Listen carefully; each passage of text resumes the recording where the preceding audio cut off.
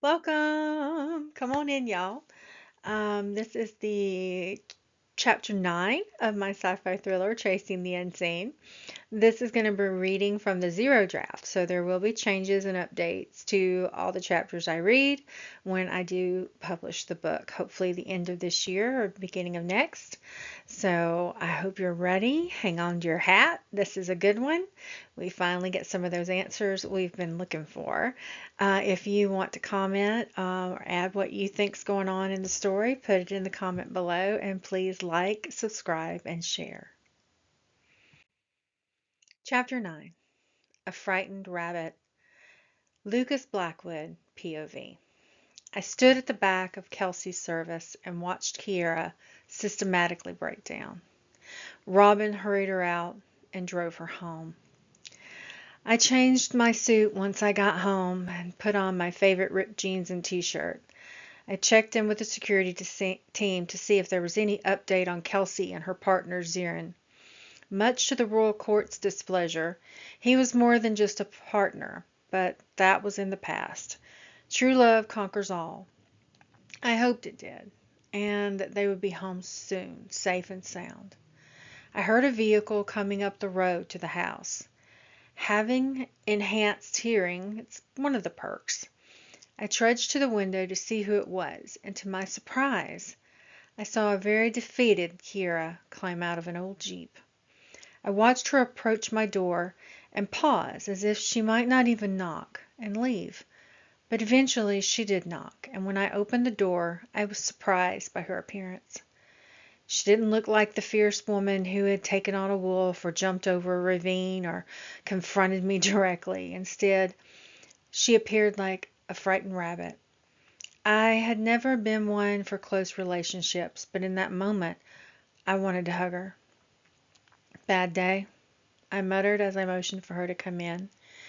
She didn't speak, it was just a grunt with a nod. Sit over there, I'll get you some tea, I offered. When I returned, she was nestled into an oversized stuffed chair, holding onto a pillow. Here you go. Drink this. It'll calm your nerves. Thank you. I really have no idea why I came here. One minute I was at my sister's funeral, and the next I was in my Jeep driving around aimlessly, and then I found myself here. She explained absent-mindedly, playing with her necklace.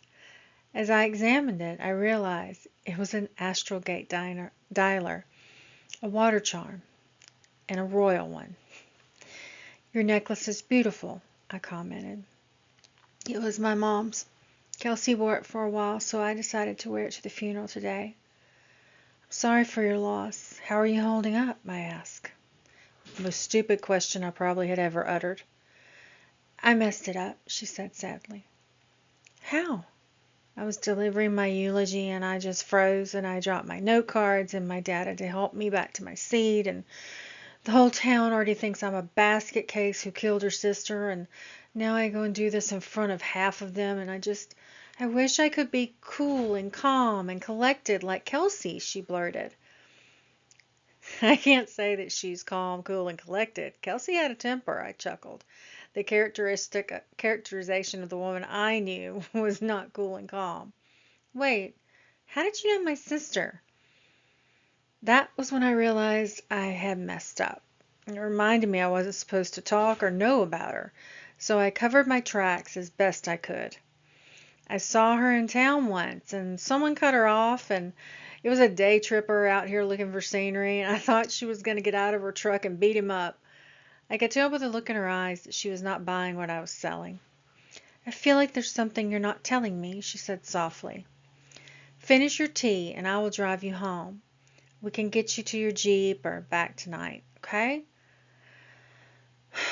She was so sad and grief-stricken that I was one tear away from telling her everything, and then it happened.